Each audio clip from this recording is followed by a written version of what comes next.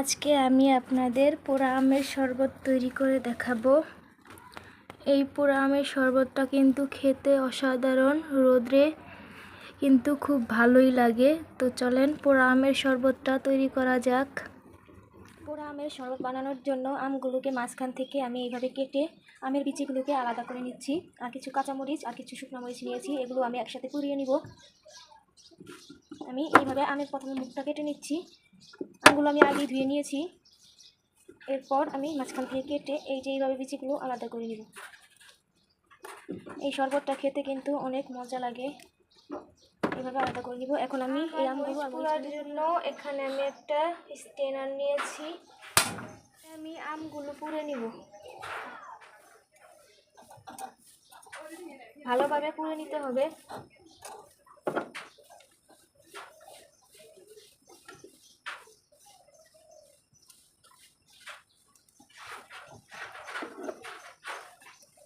উল্টে পাল্টে আমি ভালোভাবে আমগুলো পুড়ে নিব।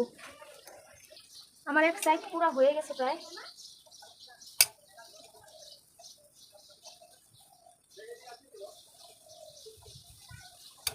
উল্টে দিয়ে ভালোভাবে এগুলোকে পুড়িয়ে নিব। ভালোভাবে পুড়ায় নিতে হবে। একটা বাটিতে পানি নিয়েছি, এখনই একটা পুরার ফ্লেভার আসছে। একইভাবে আমি সাইড দিয়ে এই কাঁচামরিচ আর শুকনো মরিচগুলো দিয়ে দেবো। পড়ে গেছে নিচে কাঁচামরিচটা।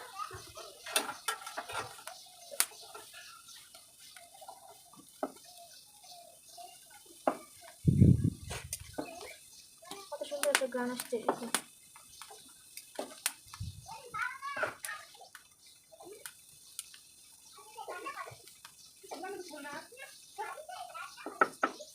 মরিচগুলো বেশি পুড়ে যাবে।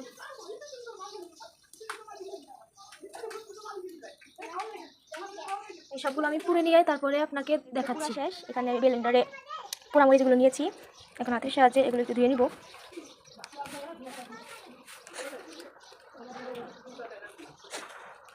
পোড়া খোসাটা কিভাবে আলাদা হয়ে গেছে। একইভাবে আমি সবগুলো বাগানে আসলাম। কয়টা পুদিনা পাতা নিব পোড়া আমের শরবতের জন্য, একটু খুব খেতে ভালো লাগবে। আর কয়েকটা আমি বিলাতি ধনে পাতা নিব।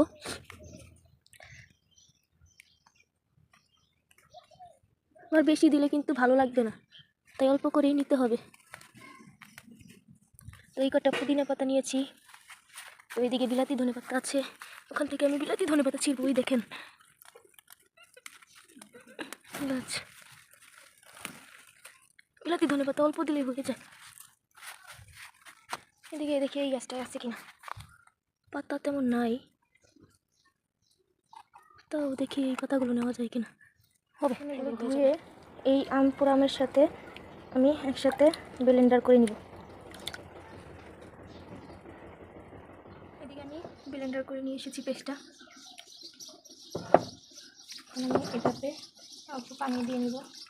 পানি দিয়ে তারপর এখানে আমি পরিমাণ মতো চিনি দিব। যেহেতু টক, একটু স্বাদ মতো শরবতে লবণ দিলে শরবতটা ভালো লাগে। এরপর আমি এই চামচের পিছনের সাহায্যে আমটাকে আমি পেস্টটাকে পানির সাথে মিলিয়ে তারপরে এখানে আমি দিয়ে দেব।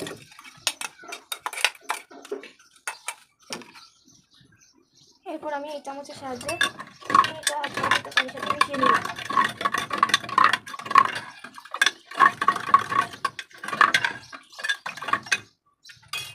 এখানে আমি ঠান্ডা পানি ব্যবহার করি।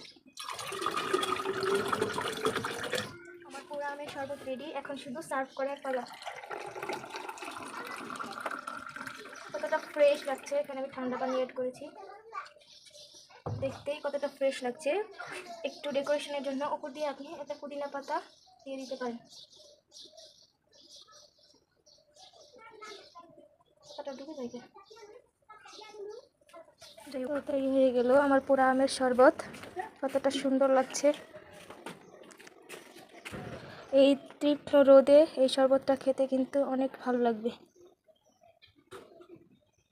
তো সবার কাছে যদি আমার এই পোড়া আমের শরবতটা ভালো লেগে থাকে, অবশ্যই একটা কমেন্ট আর লাইক করে দিবেন, পেজটাকে ফলো করে দিবেন।